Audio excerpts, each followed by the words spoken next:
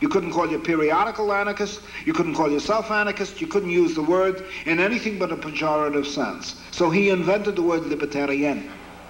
And it's since been expropriated, or appropriated if you like, by the right wing. We have to reclaim that word again because it has a much richer history and a much richer meaning. So when I use that word from here on in, please bear in mind the sense in which I am using it. Now getting back to what I wanted to say.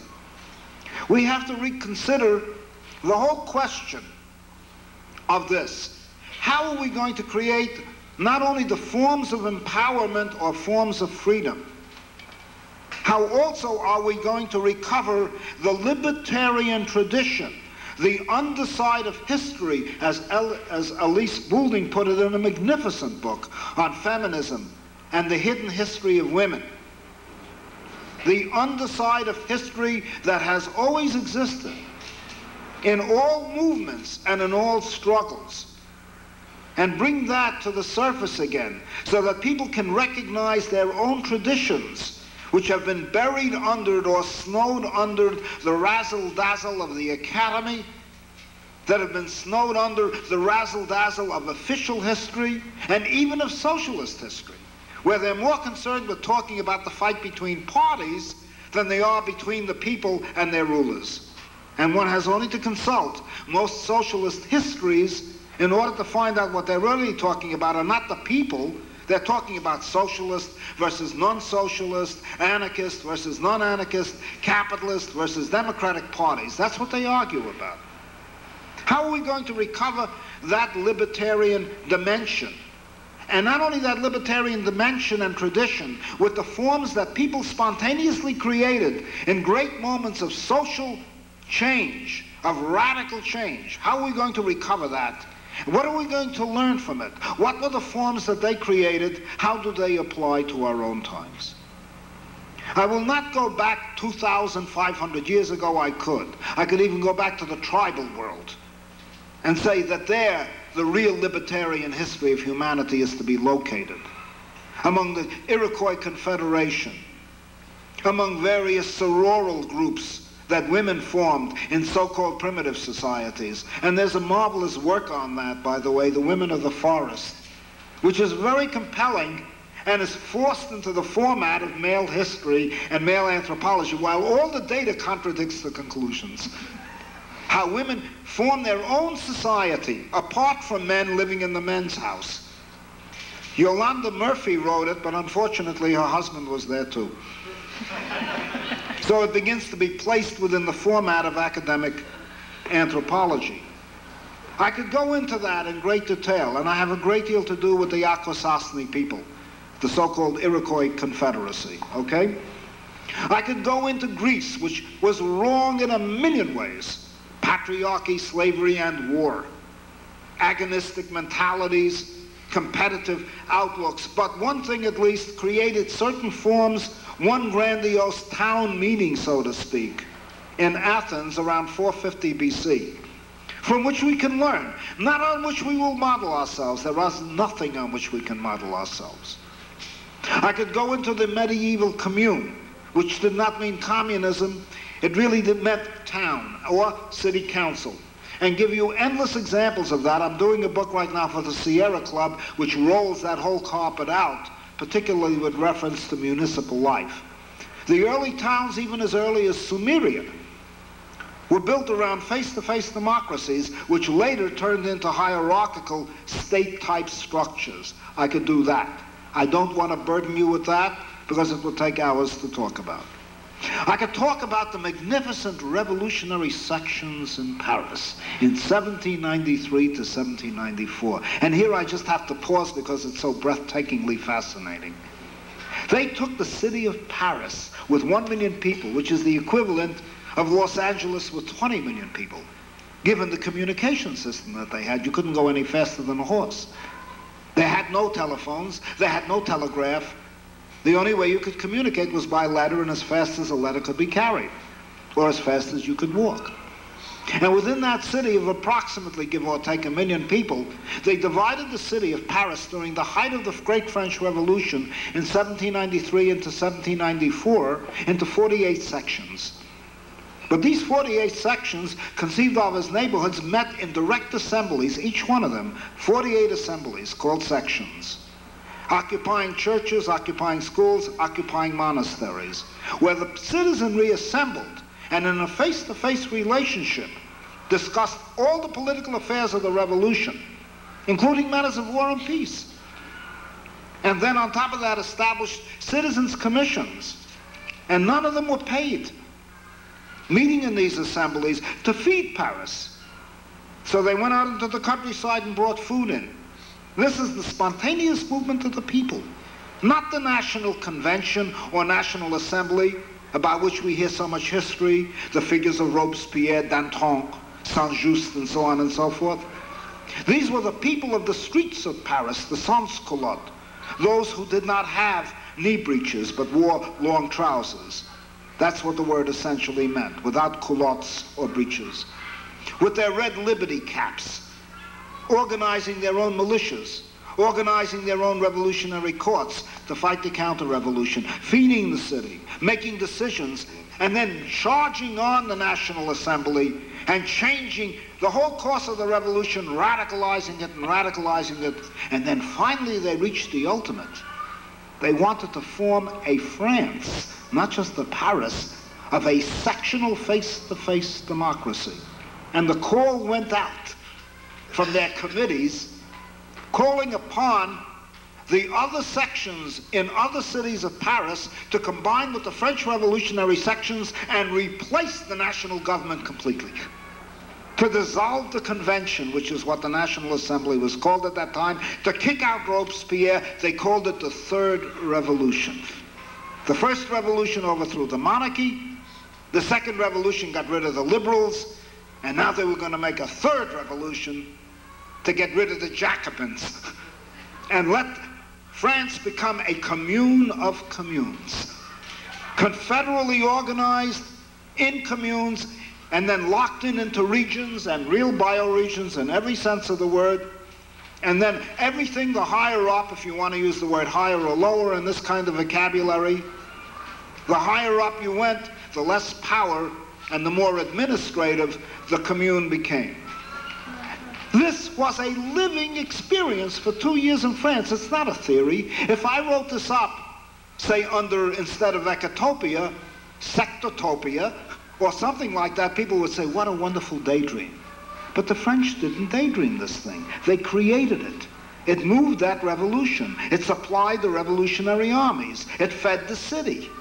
It maintained the surveillance against the counter-revolutionaries and the aristocracy. It was real. So I'm not giving you utopia. It had to be suppressed. It had to be crushed. It is not that it died out. It had to be crushed and its leaders were sent to the guillotine. One thinks, for example, of the priest, Jacques Roux. If any of you have ever seen, particularly the play by Peter Weiss, Marat Sade, Jacques Roux had to be sent. He committed suicide in prison. The Hébertistes were all guillotined, and Robespierre lost control or any influence of the sections, having cut off his left as well as his right. He was ready for himself to go to the guillotine. But I don't want to go into these details. That history has got to be recovered. We lost it. We've buried it. Or they have buried it so that we can't see it. And then there were the town meetings in New England, which then spread in the American Revolution, clear down the 13 colonies to Charleston. Most Americans don't know this. They don't know that town meetings spread all through the 13 colonies and had to be suppressed. That in Charleston, the merchant classes had to go ahead and reinstate the mayoral system in order to suppress the town meeting system. I'm not talking of New England. And they kept on doing that right up the 13 colonies until they came to Boston, when Sam Adams said, no, you'll have to do it over my dead body. And do you know what they did? They kept town meetings going in Boston right up to 1850, even when the city became too large to manage by one town meeting. I'm beginning to speed rap a bit. There's so much to say in so little time. And then finally they decentralized the town meetings, and they established one in every ward. These are forms of freedom. They are the suppressed and hidden forms of freedom that have been covered over and overlaid by the academy, by the apologists, by those who have been trying to manipulate our thinking as well as our lives. And so we only get them in fragments, and the story has yet to be told, as the story of women has yet to be told, as the story of blacks has yet to be told, as the story of Indian peoples has yet to be told, as the story of all oppressed people has yet to be told in all its richness and fullness, in the darkness, in the cellars of history as we know it today officially. Now, let me take it a step further, if I may, because this is where it's a matter of the deepest concern for me. We have tried, and in Europe particularly, they have tried to recreate again forms of freedom. The forms of freedom that they have tried to recreate have essentially been what they call generally in Europe the extra-parliamentary movements. And we tried to do very much of that in the 1930s and in the 1960s. In the 1930s, we tried to create labor movements that would become forms of freedom. In Spain, it reached its most fully developed form in the anarcho-syndicalist movement, where 2 million people out of 23 million in Spain belonged to the Confederación Nacional del Trabajo, the National Confederation of Labor, or CNT, which has that black and red flag that you now associate with Sandina and the Sandinistas. Because Sandina himself was an anarcho-syndicalist. Their extra-parliamentary movement could take a very distinct form. They recreated it in the form of a tremendous trade union movement that swept in not only a large section of the working class of France, of Spain, prior to the Civil War, also the peasantry. 2 million. They did not have a single paid functionary to run those unions of 2 million people, except for their general secretary and their regional secretaries. They were given a worker's wage, and they usually were paid 2 or 3 weeks late so that they wouldn't get too encouraged in some bad monetary habits. Other than that, everything was done by the workers after working hours. After working hours. Most people do not know that history. A union of 2 million people without a damn single bureaucrat. The same developments began to occur even in the Russian Revolution. Again, the suppressed history of the Russian Revolution. That history was one in which shop workers established shop committees to take over the factories, and in which peasants established councils or soviets to take over the land. And they also met in shop assemblies and assumed such enormous strength that when Lenin, in the middle of 1917, felt that the Bolsheviks could not take control of the Soviets, demanded all power to the shop committees. That lasted 1 week, and then afterward things changed. But the shop committees were already becoming a parallel grassroots form of direct face-to-face democracy within the factories and to a very great extent on the land, and countervention to, as a countervailing force to the centralized government as it was led by Kerensky, and were to persist that way right up to 1921, even when the Bolsheviks took power. In 1921, they finally rose against the Bolsheviks and were smashed, and they too cried out the Third Revolution, without ever knowing that that same cry had come out of the Sans-Culotte almost 200 years earlier. The Tsar had been overthrown by one revolution, Kerensky had been overthrown by the second revolution, by the Bolsheviks, and now it was time to overthrow the Bolsheviks and put the power in the hands of the people with their local committees, their local council, their local assemblies. Our extra-parliamentary movement, too, began to develop, and with it began to develop a very important thing, a culture, a counterculture. And we still need a counterculture desperately. The feminists are trying to recover their own culture and develop their own culture. Peace activists are trying to develop, as well as opposition to the war, a culture based upon a different view of people, a different view of otherness, a different view of other experiences, not as something that is to be controlled and manipulated.